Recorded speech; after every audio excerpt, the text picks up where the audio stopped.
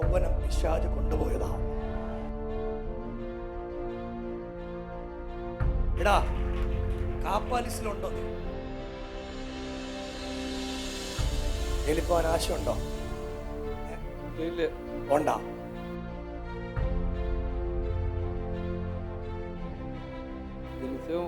ജനിച്ചപ്പോ തൊട്ട് പെന്തക്കോസില. പക്ഷെ കഴിഞ്ഞ 2 വർഷം കൊണ്ട് അവൻ കാപ്പ കേസിലെ പ്രതിയായി.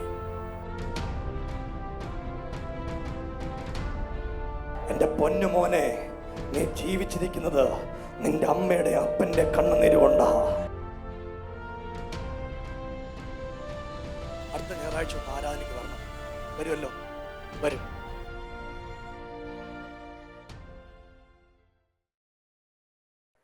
ഇഷ്ടമാണോ? ജയിലിൽ കിടന്നോ? ജാമ്യം കിട്ടിയോ? അല്ല, ജാമ്യം കിട്ടി.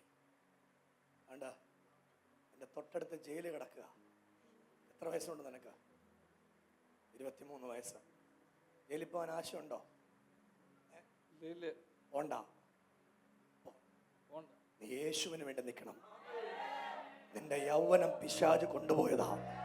എൻ്റെ പൊന്നുമോനെ, നീ ജീവിച്ചിരിക്കുന്നത് നിന്റെ അമ്മയുടെ അപ്പൻ്റെ കണ്ണുനീര് കൊണ്ടാ. നിന്നെ ഒരു ആധിപത്യം കൊണ്ട് പിശാച് കെട്ടിയതാ. എന്നോട് ദൈവം പറഞ്ഞ ഒറ്റ അടിക്ക് നിനക്ക് ദേഷ്യം വരും. നീയും നിന്റെ സഹോദരനും ഒരുമിച്ച് ജയിലിൽ കിടക്കുന്ന കാണാൻ ആളുകൾ കാത്തിരിക്കുക. അത് പ്രാർത്ഥിക്കുന്നവരുൾപ്പെടെ കാത്തിരിക്കുക. ഇന്ന് രാവിലെ ദൈവം എന്നോട് പറയുക, എടാ, കാപ്പാലിസിലുണ്ടോ നീ? ഉണ്ട്. കാപ്പാലിസിലെ പ്രതിയാ. വയസ്സ് 23 അല്ലയോ? പെന്തിക്കോസിൽ പോയിട്ടുണ്ട്. എത്ര നാള് പെന്തിക്കോസിൽ പോയി? ജനിച്ചപ്പോ തൊട്ട് പെന്തിക്കോസിലാ. പെട്ടെന്നൊരു ദേഷ്യം വരും അല്ലയോ? ആർക്കേറി തല്ലുണ്ടാക്കിയോ? ഉണ്ടാക്കി. എവിടൊക്കെ തല്ലുണ്ടാക്കാമോ അവിടെ എല്ലാം ഉണ്ടാക്കും അല്ലയോ?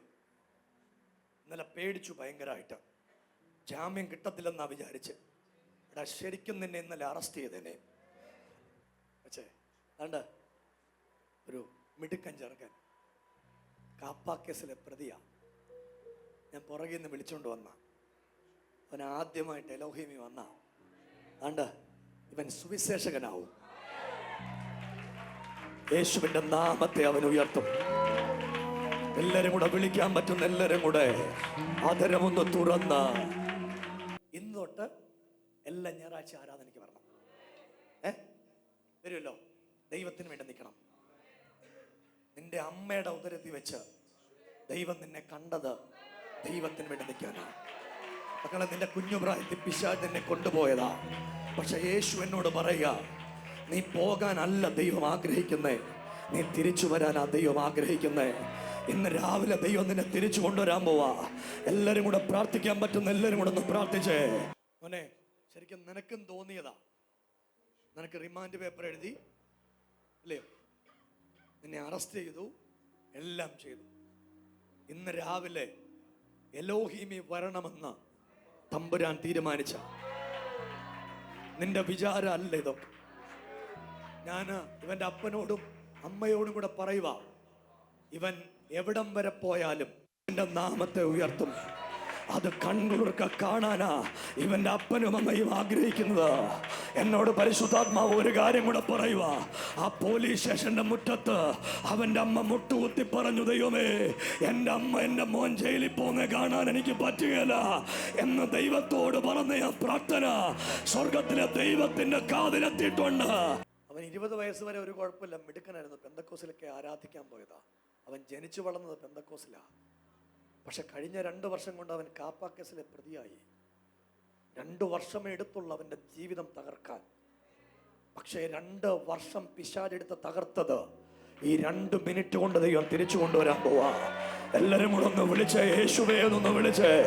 ഈ ചെറുപ്പക്കാർക്ക് വേണ്ടി പ്രാർത്ഥിക്കുന്ന അമ്മമാര്, ഇതിനകത്ത് കരയുന്ന കത്തുള്ളാസന്മാരുണ്ടെങ്കിൽ, ഇതിനകത്ത് പറയുന്ന ദൈവമക്കൾ ഉണ്ടെങ്കിൽ, എല്ലാവരും ആദരം ഒന്ന് തുറന്ന് യേശുവേ എന്നൊന്ന് വിളിച്ച് ഒന്ന് പ്രാർത്ഥിക്കാൻ പറ്റുമെങ്കിൽ ഇന്ന് രാവിലെ ഒന്ന് പ്രാർത്ഥിച്ച്. ഇതുപോലെ ആയിരക്കണക്കിന് ചെറുപ്പക്കാർ യേശുവിന്റെ വേലയ്ക്ക് വേണ്ടി നിൽക്കാൻ, ദൈവരാജ്യത്തിന് വേണ്ടി നിൽക്കാൻ എല്ലാവരും ഒന്ന് ആദരം തുറന്ന്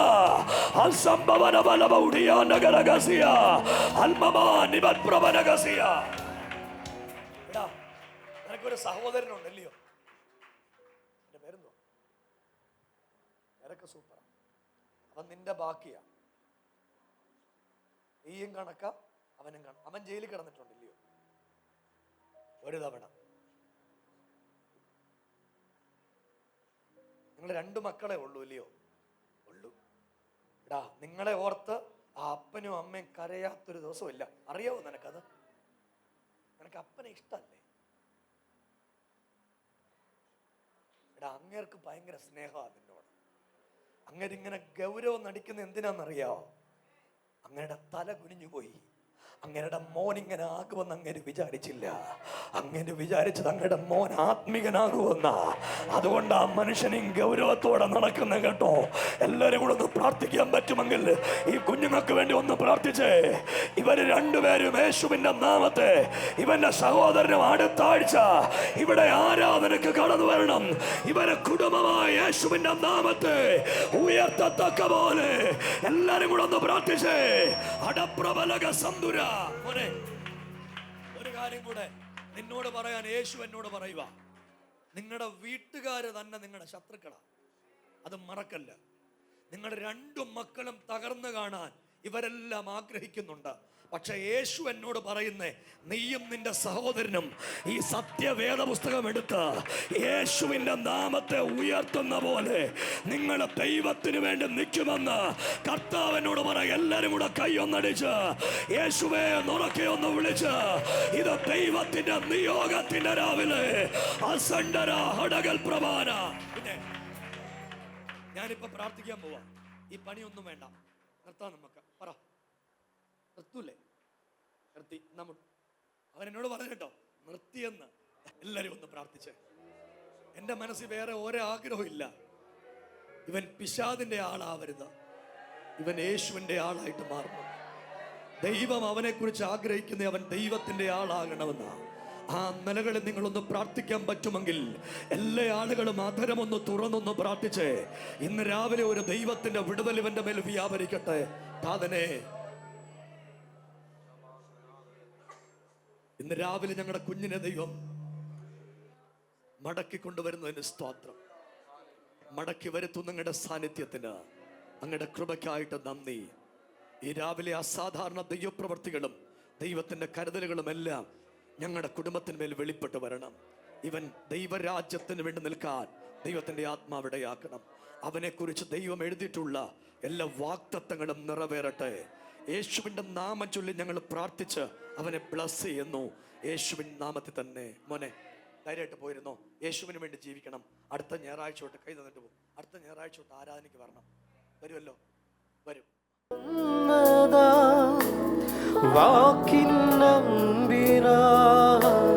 തളർന്നു വീഴാതെ എന്നെ താങ്ങിയ ഭുജബലമേ, എന്നേരെ വന്നതാ വാക്കിൻ നമ്പിനാ. തളർന്നു വീഴാതെ എന്നെ താങ്ങിയ ഭുജബലമേ, ഇനിയുള്ള ആണ്ടിലും എന്നെ നടത്തിയ ഭുജബലത്താ. ഇനിയുള്ള ആണ്ടിലും എന്നെ നടത്തിയ ഭുജബലത്താ.